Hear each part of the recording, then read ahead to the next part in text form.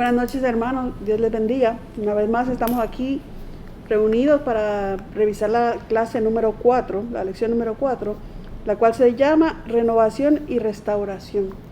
Esta clase está en Isaías 40, del versículo 25 al 31, ¿verdad? Y estamos aquí desde Sonadora, Jimmy y yo, pues tratando de llevarles a ustedes un mensaje que sea pertinente para sus vidas en estos momentos de crisis y de renovación, porque pues necesitamos una renovación a lo que estamos viviendo, ¿verdad? Entonces, primero que nada, les damos las gracias por conectarse con nosotros, por ser parte de esta lección. Y pues la clase se lleva a cabo con el siguiente versículo texto áureo. Dice así, que eso está en Isaías 40, 31. Pero los que esperan a Jehová tendrán fuerzas nuevas, levantarán alas como las águilas, correrán y no se cansarán, caminarán y no se fatigarán. Isaías 40, 31. Y este texto áureo nos lleva a la más importante de esta lección, ¿verdad? Y es la comparación que nos lleva hacia las águilas, nos compara con una águila. Y quiero empezar el texto explicando cómo Isaías Narváez nos lleva de la mano, explicándonos por qué hace esa comparación con el águila, ¿verdad?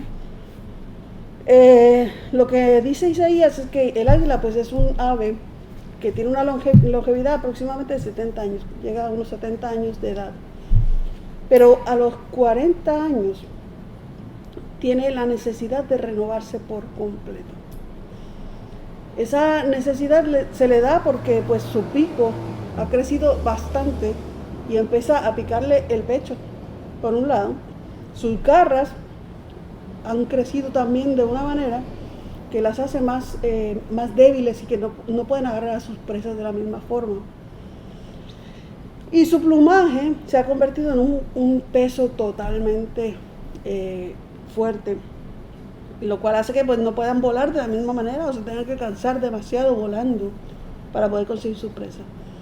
Así que a los 40 años, esta ave tiene que tomar una decisión importante en su vida, ¿verdad?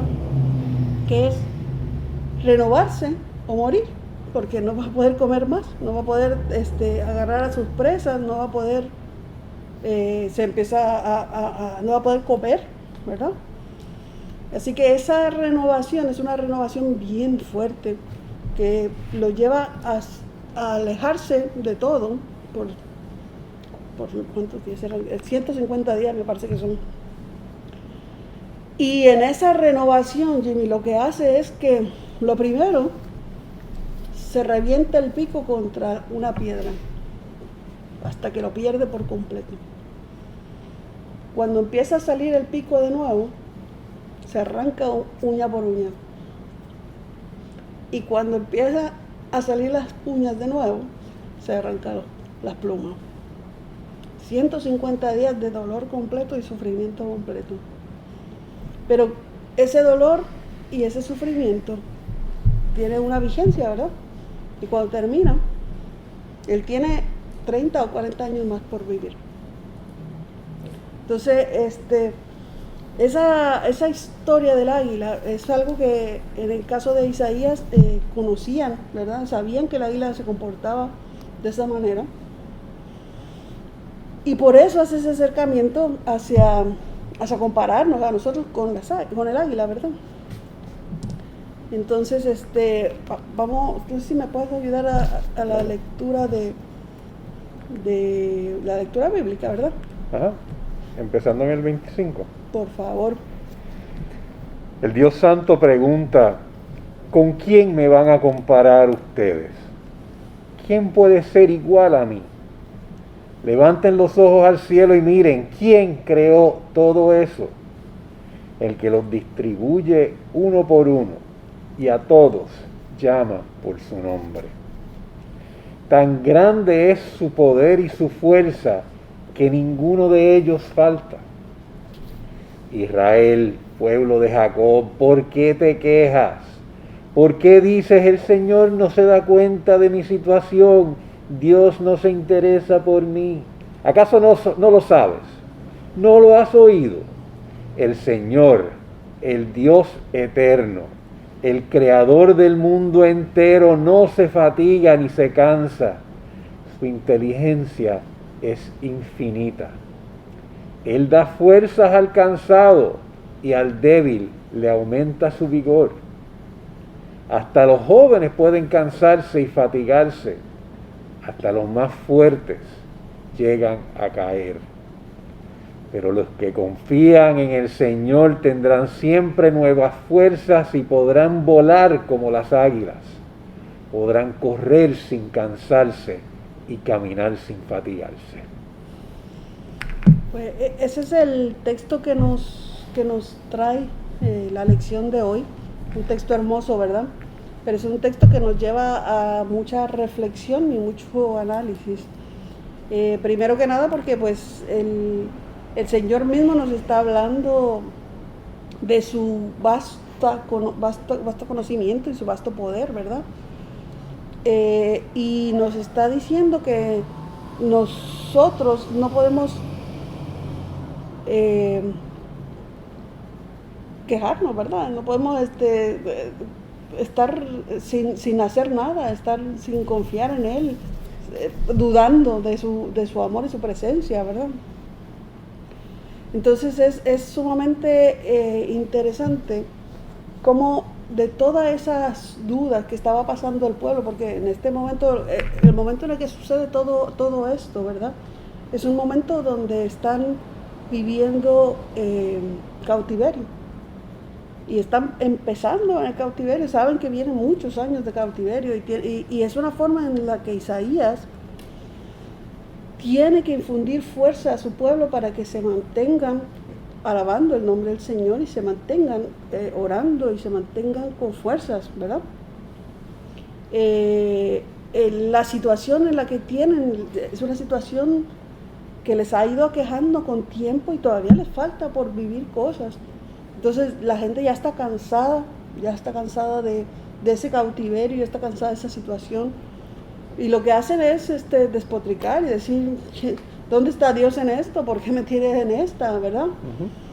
Sobre esa situación de queja o de cansancio moral, espiritual que tiene el pueblo de Israel, es que Isaías trae esta profecía, ¿verdad? Y les llama al pueblo a no cansarse, a decir que de la mano de Dios, los que confían en Dios son como las águilas, ¿verdad?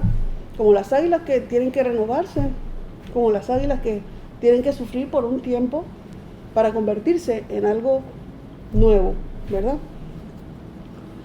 Entonces, en esta lectura, el Señor, al compararnos con Isaías Narváez, nos trata de comparar en un momento de tempestad cómo un águila reacciona ante un momento de tempestad o de adversidad. Para el águila, la tormenta trae vientos fuertes y lo que ella tiene que hacer es solamente abrir sus alas, y la tempestad, la fuerza del viento es la que la levanta a volar a alturas sumamente altas, y son alturas de espacio donde ninguna otra ave puede alcanzarlo. ¿Por qué? Pues porque no tienen la misma longitud de alas, ¿verdad? Las alas del águila son mucho mayores que las de un halcón o las de otro ave. Entonces la tempestad ayuda al águila a acercarse a alturas altas. Y prácticamente Isaías en este libro nos dice que nosotros tenemos que ser como las águilas también, ¿verdad? Tratar de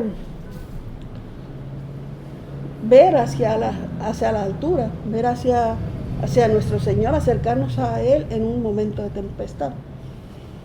Y el águila, cuando abre esas alas, el viento la azota, se levanta a grandes alturas, lo hace sin ningún esfuerzo. No tiene que abatir, no tiene que hacer absolutamente nada, solamente abrir esas alas.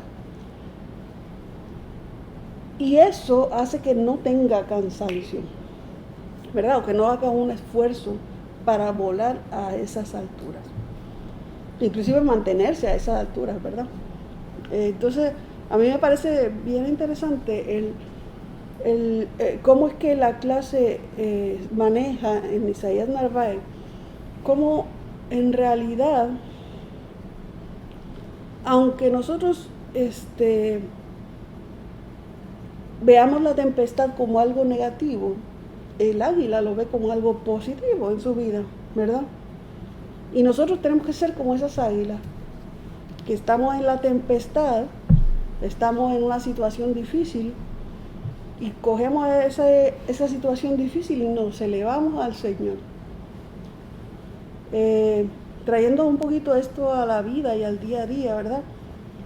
Cuando nosotros estamos en nuestro comfort zone, en nuestra zona de confort,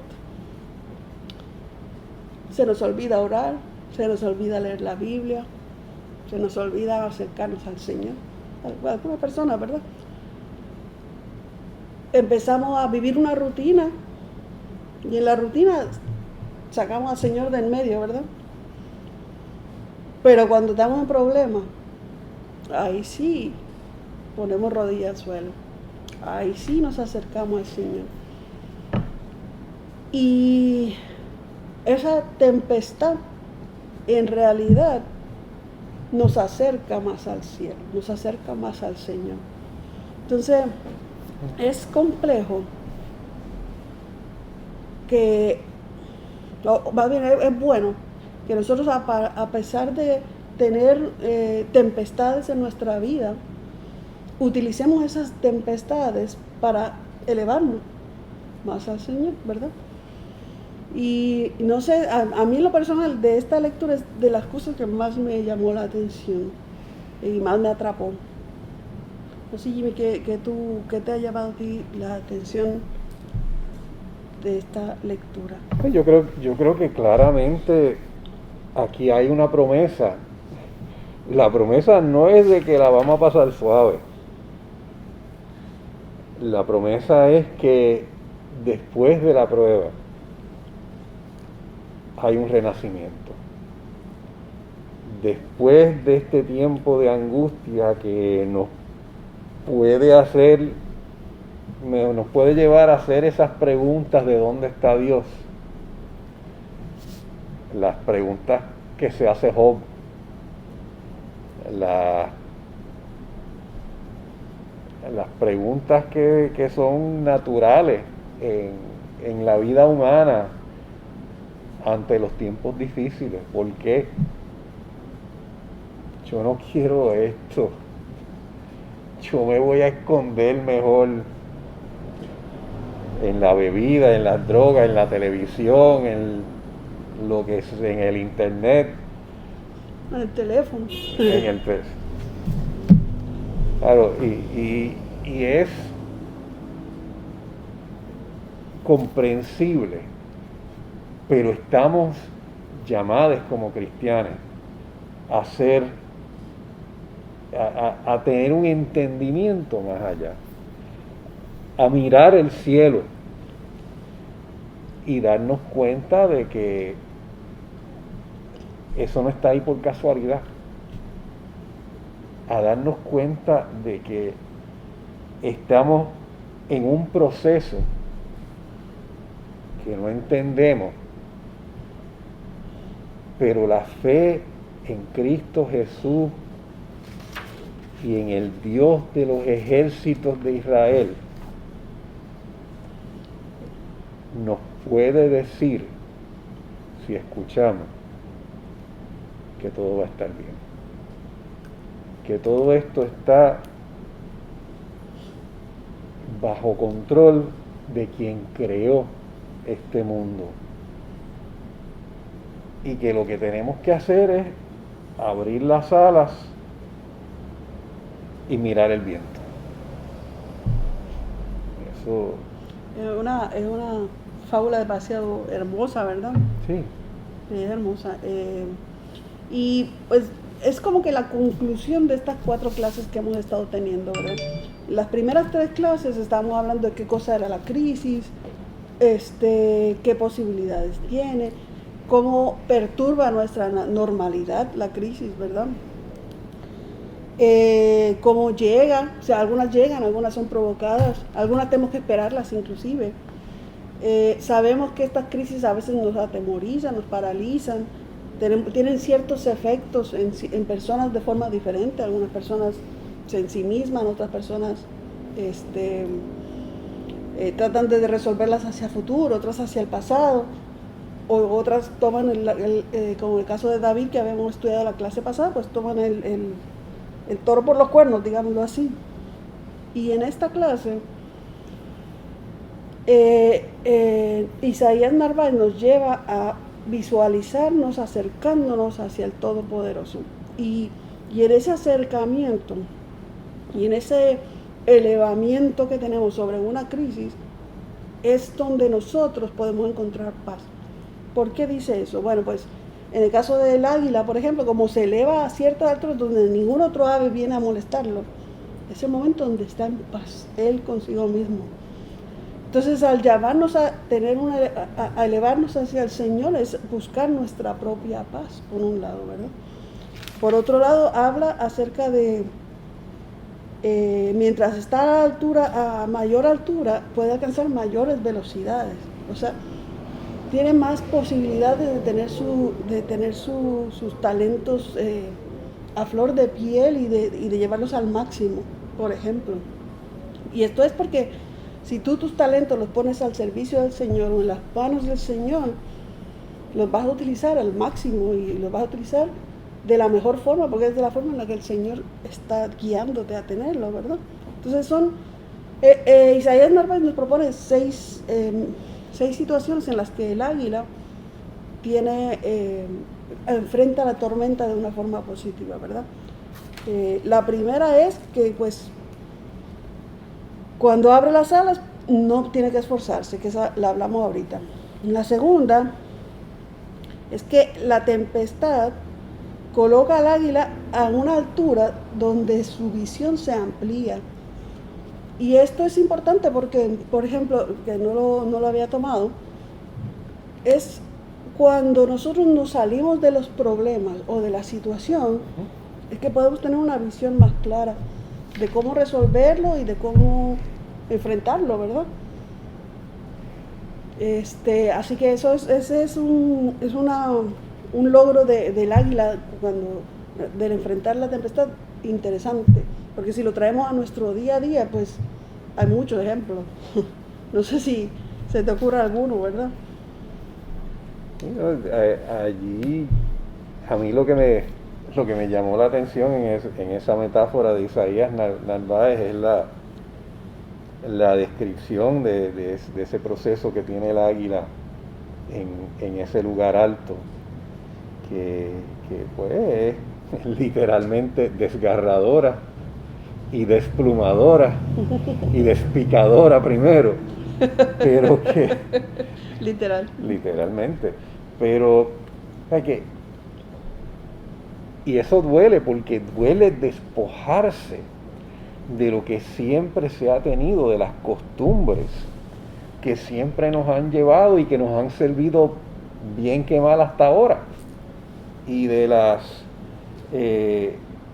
pero que son un lastre ya, porque ya no sirven el propósito que se supone que sirvan.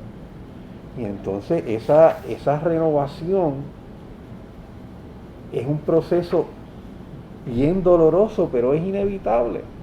Pues si no, ¿qué hace el águila? ¿Qué hace un pueblo que se resiste al cambio? Porque vamos a seguir con el mismo pico de siempre, con las mismas plumas, las mismas garras que ya no nos funcionan. Tenemos inevitablemente que salir de esas costumbres, de esas prácticas, de esas formas de pensar. Y el Evangelio, bueno, el profeta en este caso, nos está llamando a remitirnos al Creador, que hizo esto mucho antes de que existiera Puerto Rico como pueblo, y que de alguna manera nos está llevando. Entonces tenemos que hacer como el águila, que instintivamente va donde tiene que ir y hace lo que tiene que hacer aunque le duela. El ser humano racional le huye al dolor. Y yo creo que esa es una enseñanza profunda, que de la misma manera que David no le huyó a Goliat, y que el águila no para de hacer lo que tiene que hacer, aunque seguramente le duele, pues tenemos que encarar y mirar hacia adelante, y no hacia las cosas como fueron en algún momento cuando yo era nene, o creo que me recuerdo que eran así, sino que tenemos que ir hacia adelante confiando que es el Señor quien nos guía, quien nos lleva y quien nos llama a recordar lo que realmente es importante, más que las cosas, que los apegos diarios, cotidianos, de las cosas que son secundarias. Así es como yo lo veo. Sí, lo decíamos la clase pasada, ¿verdad? El lunes pasado, que no podemos hacer las mismas cosas esperando resultados distintos, ¿verdad? Así que de la misma forma que este texto nos lleva a eso mismo, a que tenemos que cambiar nuestro canal, cambiar nuestra forma de ver las cosas, nuestra forma de discernir y de tomar decisiones, a pesar del dolor, a pesar de que sabemos que estamos en una crisis, de que sabemos que estamos cansados, sabemos que tenemos situaciones, cada uno, unas más difíciles que las otras, ¿verdad? Pero a pesar de todo eso, nuestras fuerzas tienen que estar puestas en el Señor, tienen que estar entregadas al Señor, porque Él nos está llamando diciendo: yo hice los cielos y la tierra, yo tengo el poder completo y absoluto, porque dudan de mí. Eso es lo que dice el texto. Y en verdad que uno pasa los días y los días, a veces encerrado, ¿verdad? Algunas personas, y se nos olvida ese Dios que ha hecho todo por nosotros y nos ha dicho en varias ocasiones: mira, no dudes de mí, no dudes de mi situación. Pero humanamente, como tú lo dices, pues nos dejamos vencer, nos dejamos vencer en nuestro pensamiento fatalista a veces, ¿verdad? Y vemos las crisis como una situación difícil que nos está sucediendo y no como una oportunidad, como el águila lo ve, una oportunidad para salir adelante, para crecer, para convertirse en algo nuevo, para lograr el cambio, ¿verdad? Mira, yo no sé, yo llevo en este país como 20 años ya, y me ha tocado vivir la parte económicamente bien buena y también la parte económicamente bien mala y la crisis. Y la crisis, tú lo decías el lunes pasado, le llamamos pandemia, pero en realidad no lo es. O sea, la crisis viene mucho tiempo antes. El otro día yo le hacía un recuento a unos compañeros que tengo en México de todas las cosas que han estado sucediendo aquí en Puerto Rico, desde el huracán, que ahí fue que empezó la crisis más fuerte, porque en verdad antes estaba la Junta y la Junta de Supervisión Fiscal, etcétera, etcétera. Pero el huracán Ricky Rosselló, los temblores, la pandemia, los robos de allá del sur, los robos del norte, los robos de todos lados, porque ahora mismo ya se roba por todos lados. La crisis ha durado muchos años, muchos cuatrenios. O sea, no es una crisis de 2 o 3 años, esto lleva cuatrenios ya. Y nosotros pretendemos seguir haciendo lo mismo y que si salgan cosas distintas, ¿verdad? Tenemos que empezar a pensar en otro enfoque. Tenemos que empezar a ver las cosas de manera diferente. Yo el otro día hablaba con mi esposo, ¿verdad? Y le decía, si la estadidad fuera hoy, ¿qué harían entonces los partidos políticos? Porque ya no tiene sentido. O si fuera la independencia hoy, se acaban los partidos políticos aquí. El hecho de que nosotros estemos viendo una cosa ligada a la otra hace que se complique todo, que se complique toda la situación. Y tenemos que empezar a salir de la caja, ¿verdad? A salir de la caja y ver lo que realmente necesitamos como país. Necesitamos gente que nos dirija, gente que sea honesta, que sea responsable, no porque, bueno, esta hace cosas buenas, pero roba, pero hace las cosas bien, ¿verdad? No puede ser que sigamos pensando en ese mismo cuadro. Tenemos que pensar en otras cosas, en otro enfoque. Tenemos que buscar lo que realmente se necesita. Y si no está en la papeleta, pues ni modo, rajamos la papeleta completa y la perdemos. Pero tenemos que buscar gente que realmente, honestamente, nos lleve a ser mejores todos los días. Es como cuando estás casado, ¿verdad? Y dice, bueno, mi marido no me ayuda en nada, pero bueno, me trae comida, ¿verdad? No, pues no, esa es la idea es que seamos felices todos. Entonces, yo a veces visualizo estos momentos de crisis como una verdadera oportunidad para crecernos, para ser mejores humanos, para ser mejores ciudadanos, para ser mejores cristianos, ¿verdad? Obviamente, primero que nada. Y eso no lo vamos a lograr solos, eso tiene que venir de la mano de Dios siempre. Y por eso es que esta lección, a mí en lo personal, me tocó mucho, porque implica que tenemos que acercarnos primero a Dios, primero al Señor. Y esta oportunidad de pandemia, en todas las casas se ha vivido un acercamiento al Señor. Por lo menos en lo que yo he visto, ¿verdad? En las casas que yo he estado rodeada. Así que qué bueno, como cristianos estamos llamados a crecernos en este momento, a elevarnos como las águilas, a acercarnos al Señor, a tomar toda esa provisión que el Señor nos da, esa paz que el Señor nos da y hacer un cambio. No sé cómo tú lo ves, Jim.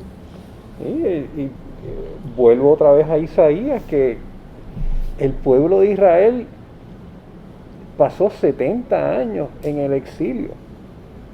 La gente que se llevaron esclavas de Jerusalén hasta Babilonia no llegó a vivir el retorno, como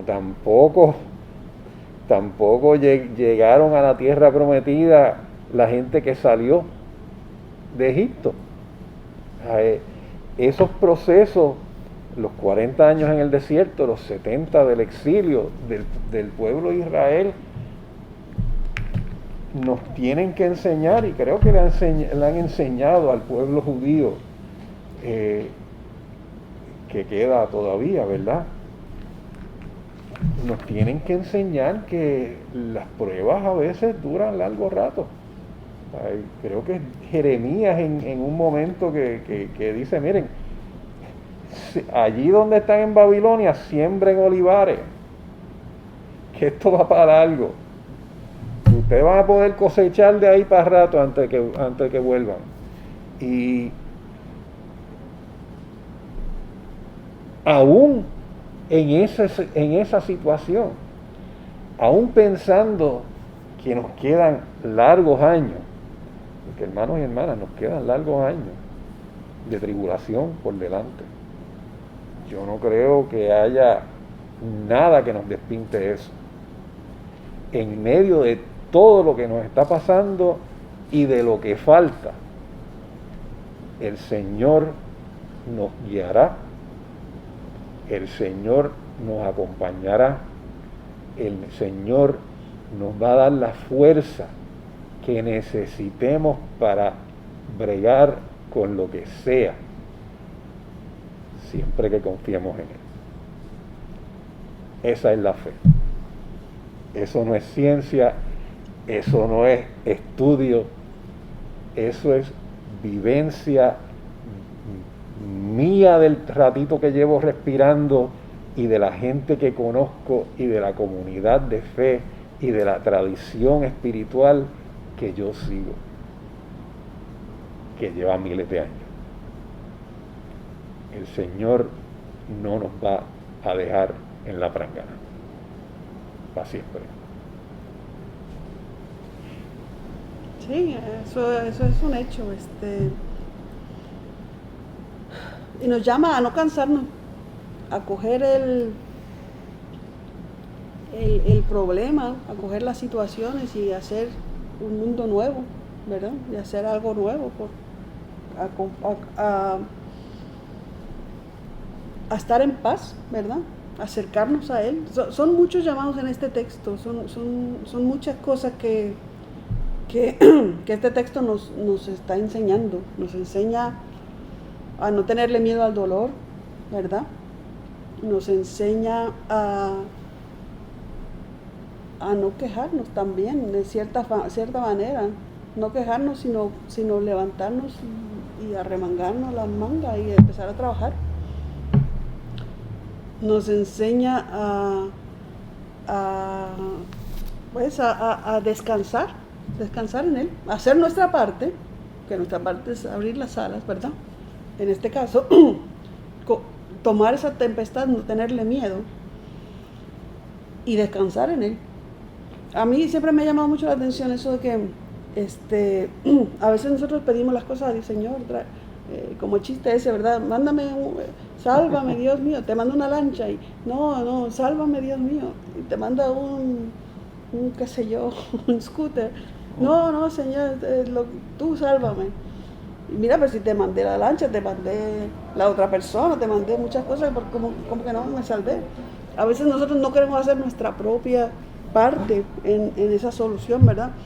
Y aquí lo que nos llama es que, mira, tú tienes que hacer tu parte es enfrentar la crisis, utilizarla como algo positivo, acercarte al Señor. Y en ese acercamiento tú vas a encontrar cómo resolver, vas a encontrar cómo actuar distinto para que los resultados sean distintos, ¿verdad?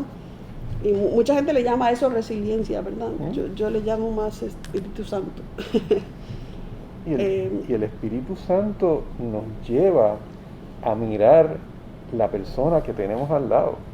Porque siendo bien concreto, esas prácticas que llevamos del individualismo, ¿verdad? Porque la modernidad, mirando la historia, la modernidad ha traído un montón de cosas chéveres, como estos medios que estamos usando para comunicarnos ahora, pero también ha tenido un costo altísimo para la biosfera, para el medio ambiente, para las demás especies del planeta, y ya mismo nos toca a la nuestra si no hacemos un cambio. Y es ese individualismo de que voy a bregar conmigo primero y voy a estar yo cómodo primero y los demás que se fastidian en última instancia. Amigo es un peso en el bolsillo. Ese es el pensamiento que tenemos que soltar ya. Y al contrario, darnos cuenta de que nuestra salvación no está en la cuenta de banco, no está en el carro con gasolina, no está en la mochila con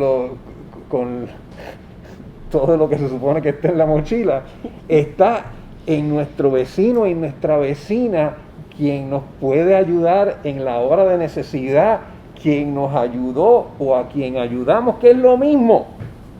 Porque el punto es conectarnos con quienes tenemos al lado, a pesar de que nuestra vida y el ajetreo y el mismo celular, o sea, y las diversiones y las distracciones y los afanes nos han llevado a desatender esas conexiones humanas que son lo que nos salva concretamente.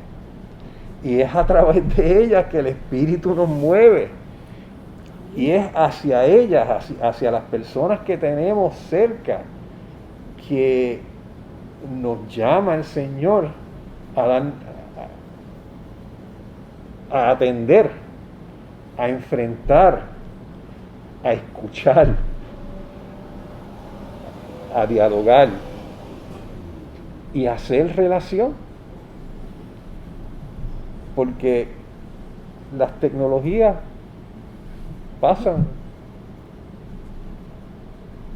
y después no sirven. Pero la relación humana es lo que perdura.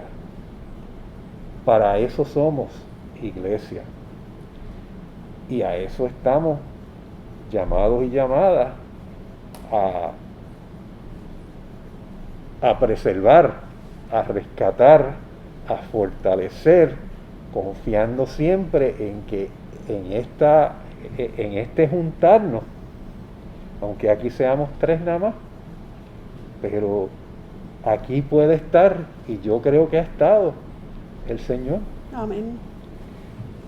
Y allá donde nos escuchan, también está, y está en esta conexión que tenemos, y que es lo que nos salva del huracán, del terremoto y de la pandemia. Así mismo es. Damos gracias al Señor, ¿verdad?, por esta clase, este momento de introspección y de análisis de la palabra. Y les agradecemos a ustedes pues estar con nosotros, ¿verdad?, en este momento. Y pues gracias sobre todo al Señor por la oportunidad que nos da. Buenas noches, hermanos.